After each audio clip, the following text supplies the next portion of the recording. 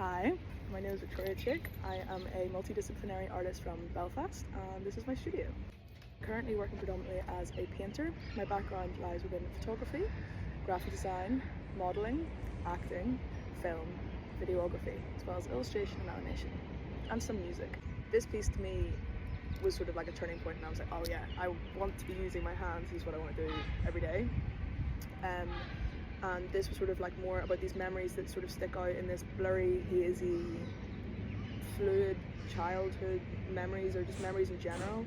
There's like quite like a pinky purpley swirl and then you have these sort of focus, these moments of sharpness that kind of come out amongst that mix.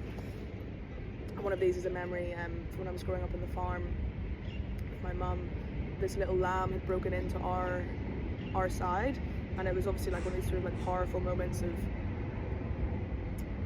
it didn't understand that we were trying to help it, and my mum had to catch it and grab it and wait for it to calm down. And she took my mum took my hand and she put it on the lamb's heart, and I just felt how it was like it was going to burst out of its chest. It was going so fast, like the strength from such a small animal in that moment of fear.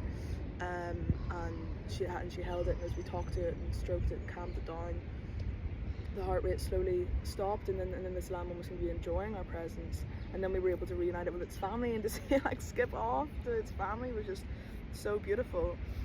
But then for me, this ironically with these graphic shapes then ties into my research I was doing in my year abroad in South Korea, which is crazy, where I was focusing on virtual reality, augmented reality, and 3D design. I was working a lot with, sort of reading into these books like Philip K. Dick's The Android's Dream of Electric Sheep, and sort of how you work with this sense of nature and this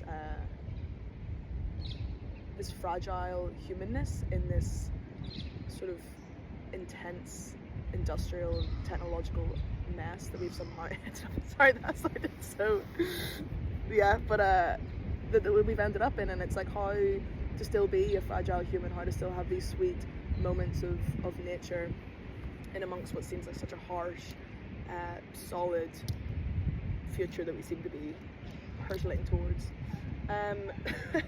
So that was sort of inspired by that, or with a lot of things. Sometimes the inspiration, you don't really know why you just kind of let it become itself, and then afterwards then it finds its place and it finds its own meaning.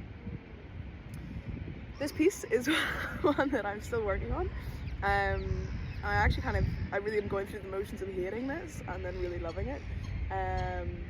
But this sort of started, we sort of put up the background in these blotches and working with the colours and how they interact with each other, and then I kind of let it sit for a couple of weeks, and then you come back and you make a mark, and then you let it sit for a couple of weeks, and you kind of want to let it talk to you and tell you what it wants to become instead of forcing something on it. And I definitely wanted to put some horses on it because I've been really into horses recently, and I don't really know why, but I know I wanted to put them into this for this sort of like exploring the subconscious and the unconscious in this sort of sort of dream nostalgic state I'm talking about, and it's sort of like how we visualize memories in our head. But to me, horses are like horses are cool, but they're cool because they're like these big beings, and I never understood also why people were so scared of horses, because I grew up on a farm and I was always so close with these big cows and bulls and horses, and that really from such a young age, like I have no fear of like a large animal. It's not going to hurt you, you just need to talk to it, right, and not upset it. But when you kind of interact with a horse, like silly, when you interact with a horse, you really just realize that it's like, it doesn't almost feel like it's part of this plane, like it feels like ethereal.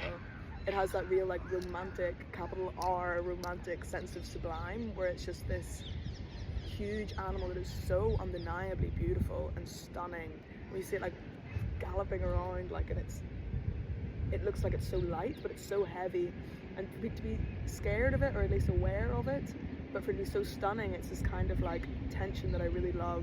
And I think also like they're so deep within human subconscious, we spent so much time evolving with them, that when you see it, it really sort of like tickles something in the back of your head. And that's the kind of what I was searching for with this piece in general, was sort of what was tingling back here, what was lighting that up. So I have a very close friend here, shout out to Helena, who is deeply studying tarot, esotericism, and the subconscious, and how to integrate when you've had spiritual experiences or you want to live a more spiritual life, how you sort of bridge that gap and reintegrate back into like our modern society. So being with her and working with her through her work and around her work and working her work, you kind of I got really interested in these sort of ancient symbols when she was working through the tarot, and how it's like these recurring images all throughout history, and just sort of what it means. And the horse represented that to me, but of course so does this, like this open door, this chapel door. You have to look close to see if it's like open or closed, and these sort of stairs leading down into this sort of wheel of fortune with these sort of like horses running around, like almost like these sheep trying to sleep, but they're just going round and round. As well as, and obviously this chalice with the cup full but spilled, and then this swan, this sort of messenger, this sort of like wind of new information coming in from the top. Yeah, so I'm working on that one right now, but I'm really excited. If you made it this far, it's been wonderful. Stay tuned to see what else comes. I'm excited to share it all with you.